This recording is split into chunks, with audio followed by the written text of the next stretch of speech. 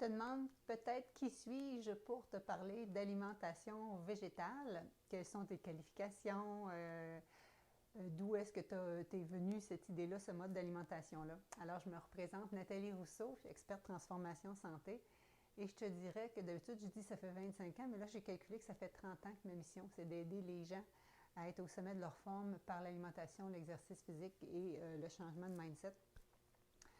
Donc, je suis graduée d'un bac et d'une maîtrise en nutrition de l'Université Laval. Je suis aussi graduée en activité physique et kinésiologie de l'Université de Sherbrooke. Quand j'étais à l'Université Laval avec ma maîtrise en nutrition, j'étais inscrite à une deuxième maîtrise en santé publique spécialisée en changement de comportement. J'ai juste pas fait la deuxième thèse. J'ai fait comme la maîtrise deux dans un, si on veut.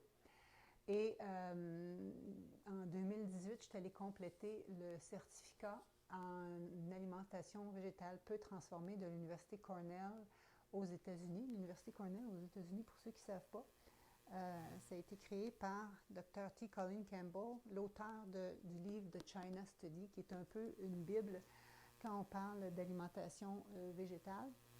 Et donc, ce sont mes diplômes, si on veut. Mais pour revenir à la base, de quelle façon j'en suis venue à l'alimentation végétale,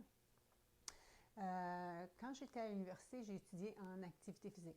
Donc, j'ai toujours été active, sportive dès mon jeune âge. Là, je faisais des compétitions de volleyball, d'athlétisme, etc., de natation. À l'université, on m'avait même recrutée pour être dans l'équipe d'athlétisme et de cross-country, justement, après mes tests qui m'avaient remarqué lors des tests d'admission, les tests physiques. Alors, j'étais dans l'équipe d'athlétisme en même temps que dans le club des maîtres en natation. Bref, je faisais du triathlon, j'étais très active. Et ensuite de ça, ma dernière année du bac, dernière session, j'ai eu le cours de nutrition.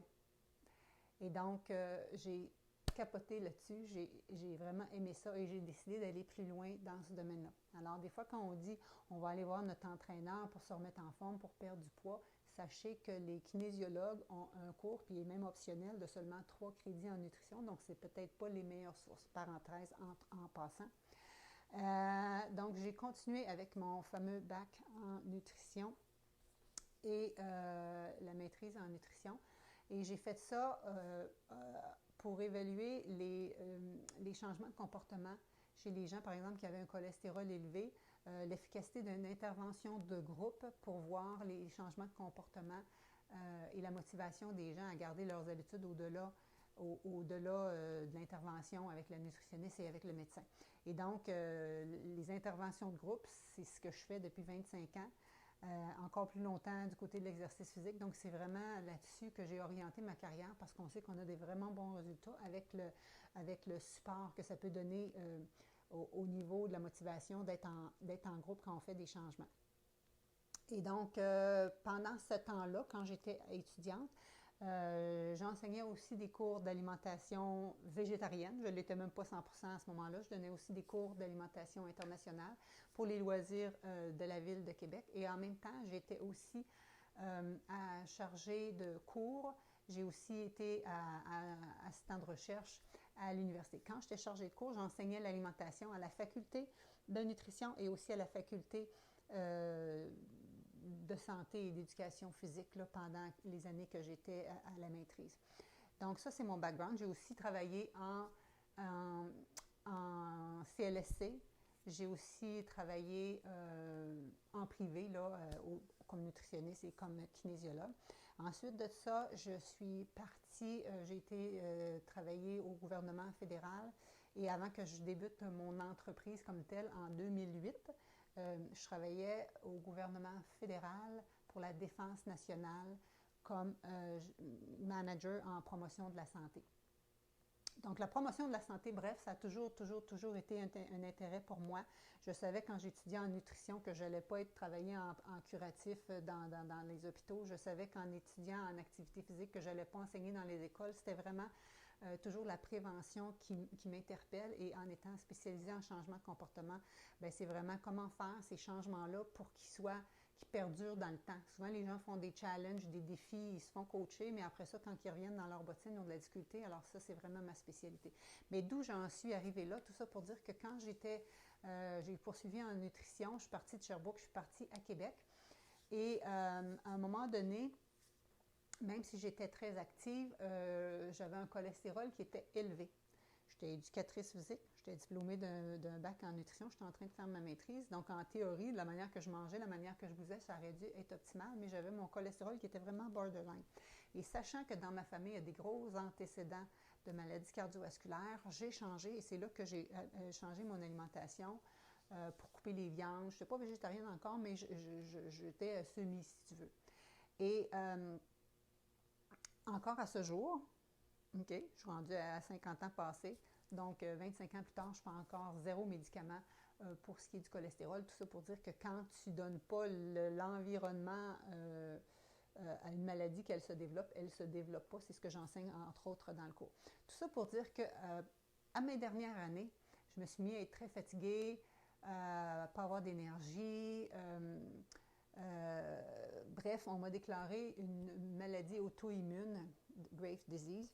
Et donc, ça a pris du temps avant que je recouvre. J'ai été médicamentée. On m'avait arrêté complètement de faire de l'exercice parce que c'était dangereux pour mon cœur, c'était dangereux pour ma santé. À ce moment-là, je faisais comme de l'hyperthyroïdie. J'avais des yeux qui avaient déjà commencé à sortir des orbites. Là. On voyait tout le blanc, peu importe.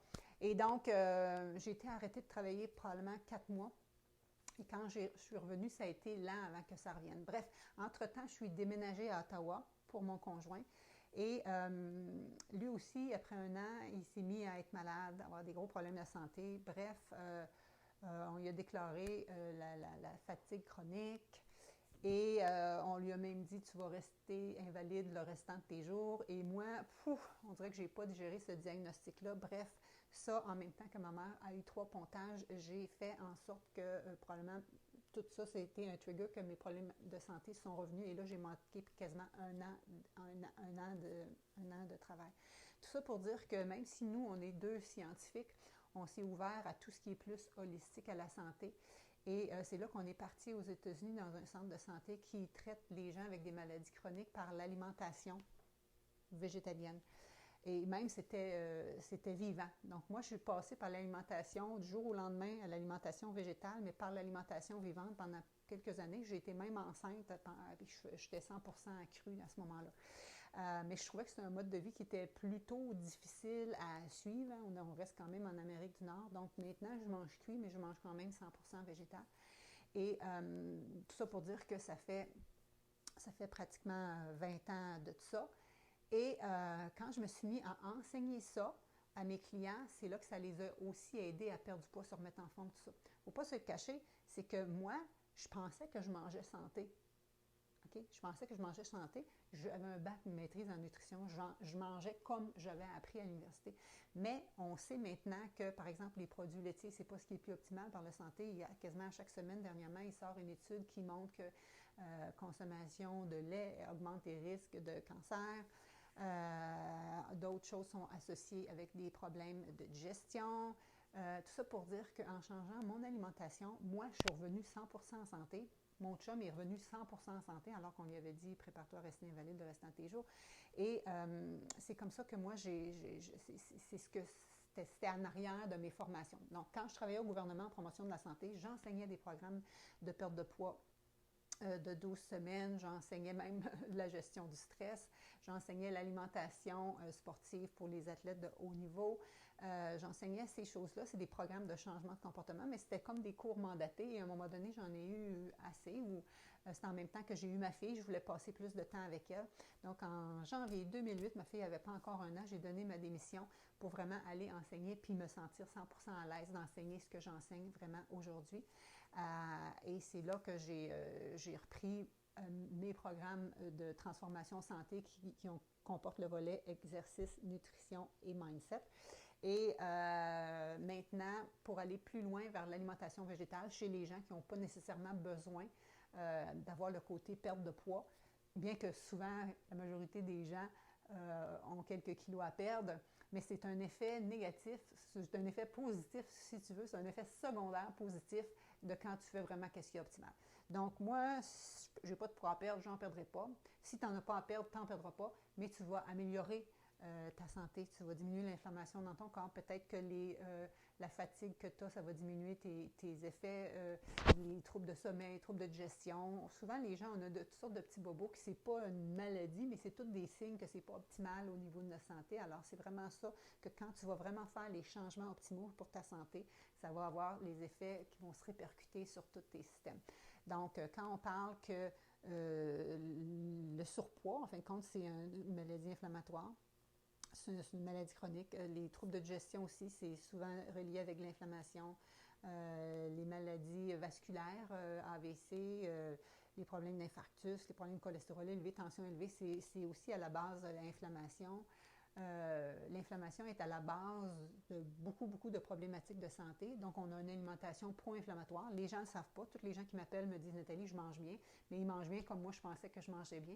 Et quand on fait les changements, pouf, les gens voient leur énergie décuplée. Ils pensaient qu'il y avait de l'énergie, là, ils voient c'est quoi. L'indigestion, les problèmes d'intolérance, de sensibilité, bien souvent, ça part. On s'entend que des fois, il y a des problématiques plus particulières, mais en général, les ballonnements, ça va vraiment réduire. Les gens qui ont des fringales, des rages de sucre, on peut éliminer ça. Donc, quand on mange vraiment de façon optimale, on se donne toutes les chances de vieillir en santé. Alors, mon mantra qui était avant « bouger, manger mieux, vivez plus », c'est maintenant « bouger, manger plus, végé » pour vivre plus longtemps heureux et en santé. Donc, voici un aperçu de qui je suis et je suis vraiment passionnée.